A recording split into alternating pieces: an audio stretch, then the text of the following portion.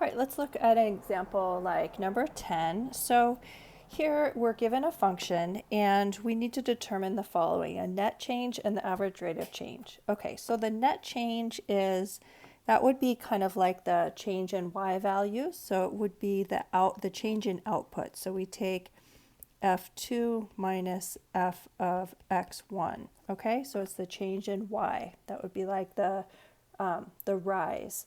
And then the average rate of change, that would be like the slope. So that would be, you take the net change that we just figured out. Oh, see, that should be x2.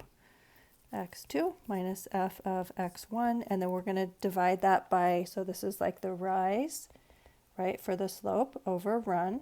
So we did the change in y in outputs, which is the change in y.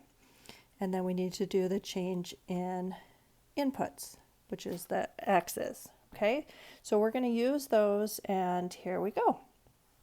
Okay, so net change, we would take, if this is our x1 and this is our x2, okay, so then we're going to take f of x2 minus f of x1.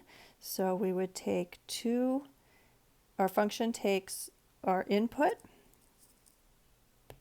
Here let me just write this out as, okay, f of x2 is 6 minus f of x1, which is 3. Okay, so here's my function. I take 2 times the input squared minus the input. So that's f of 6, okay? And then I'm supposed to subtract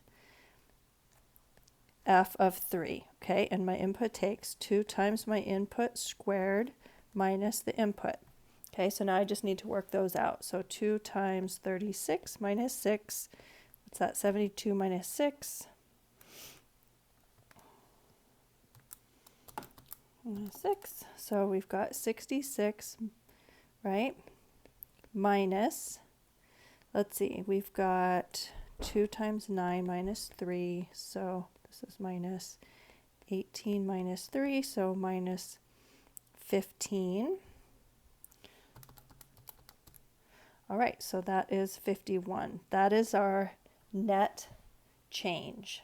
Okay, so now part B, we take what we just found, which is f of x2 minus f of x1. We just found that. And divide it by the change in x values. So we just found that the top is worth 51, and then we're just going to plug in our x2, which is 6, minus our x1, which is 3. So we end up with 51 over 3, which is 17.